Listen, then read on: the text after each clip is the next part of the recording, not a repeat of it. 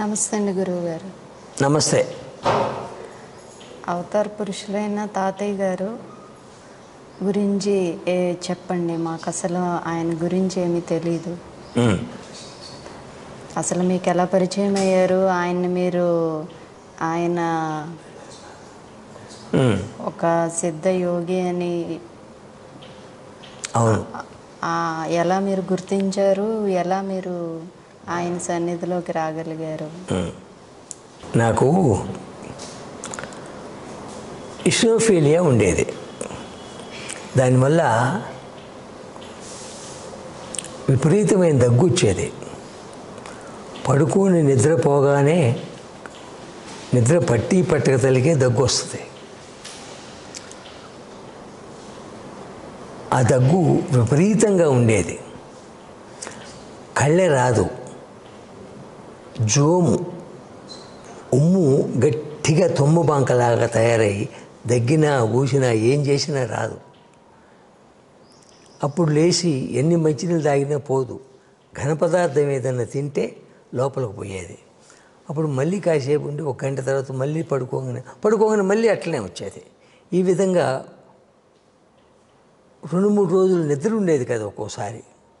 ఈ ప్రాబ్లంతో అనేక మంది డాక్టర్ల దగ్గర తిరిగి అనేక రకాలైన మందులు తిని ఇంకేమి తగ్గక మేలకుండా ఉన్నా.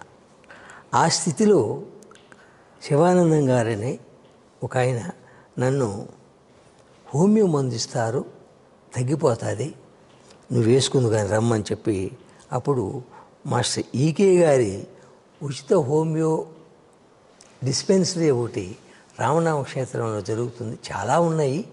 ఆ డిస్పెన్సరీకి పోతే అక్కడ నాకు ఉన్న ప్రాబ్లం మొత్తం కేస్ షీట్ అని రాసి దాన్ని చూసి మందు వేశారు. ఆ మందు వేసిన తర్వాత ఎంత టైం చూసినా కానీ అది రాలా. ఎన్ని రోజులు చూసినా ఆ ప్రాబ్లం నాకు కనపడలే. మళ్ళీ ఆ ప్రాబ్లం పోయింది ఆ మందు వేయగానే. ఎప్పుడు పోయిందంటే ఎప్పుడు పోయిందో తెలియదు నాకు. ఇంకా ప్రాబ్లం వస్తేనేగా తెలిసేది. రాలే అసలు. ఇదేదో అద్భుతంగా ఉంది. మరి ఎన్ని సంవత్సరాలు ఆ డాక్టర్లు అందరూ ఇచ్చిన మందులు పనిచేయలేదు. ఈ చిన్న హోమియో 2 ఇంతంత పంచదార లాంటి 8 బిళ్ళలు 6 బిళ్ళలు వేశారు. అవి వేయగానే తగ్గిపోయింది. ఇదేదో ఆ మందులో ఉందా, ఆ మహానుభావుల్లో ఉందా శక్తి అర్థం కాలేదు. ఎనివే ఆ మహానుభావుడు ఇలాంటి వాళ్ళందరికీ తగ్గించాలనే సదుద్దేశంతో ఈ డిస్పెన్సరీ ఫ్రీ డిస్పెన్సరీలు ఓపెన్ చేసి ఫ్రీగా మందులు ఇచ్చి ఇలాంటి వాళ్ళకి తగ్గిస్తున్నారని, ఆయన ఒక మహానుభావుడని ఆయన చూడటానికి తెనాలిలో కన్యకా పరమేశ్వర గుడిలో భాగవత సప్తాహం జరుగుతూ ఉంటే, ఆ మహానుభావుడు ప్రవచనం జరుగుతూ ఉంటే, ఆ రోజు తిథుల ప్రకారం తారీఖుల ప్రకారం అయితే ఆగస్టు 4 మాస్టర్ సివివి గారి పుట్టినరోజు. మాస్టర్ సివివి గారంటే ఆయన పేరు కంచుపాటి వెంకట్రావు వెంకటస్వామిరావు. ఆయన పుట్టినరోజు తిథుల ప్రకారం ఆగస్టు 15 వచ్చింది ఆ సంవత్సరం. ఆగస్టు 15 ఆయన చూడటానికని ఎక్కడాల కృష్ణమాచార్యులు వారిని దర్శనం చేసుకోవచ్చు అని, మంచి రోజు అని, సివివి గారి పుట్టినరోజు మంచి రోజు కదా, అందుకని ఆ రోజు తెనాలి పోవడం జరిగింది.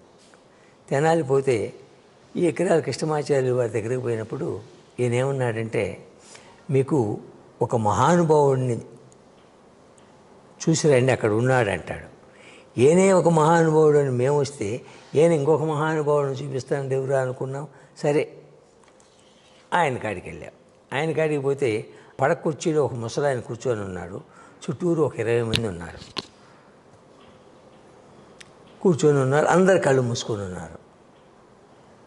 అంటే మెడిటేషన్ చేస్తున్నారు వాళ్ళు. మనకి అంతకుముందు మెడిటేషన్ అంటే కూడా తెలియదు.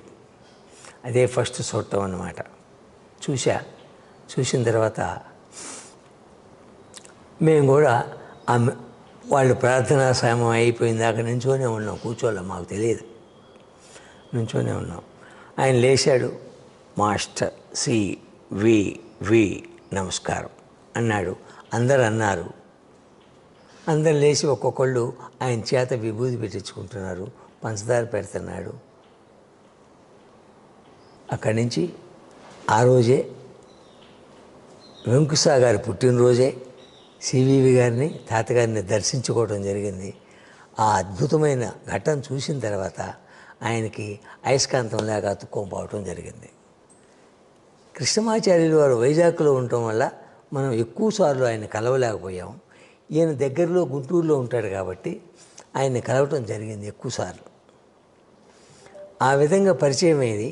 ఇంకా ప్రతి వారము గుంటూరు అరండాలపేట 3వ లైను 3వ ఆర్ట్ రోడ్లో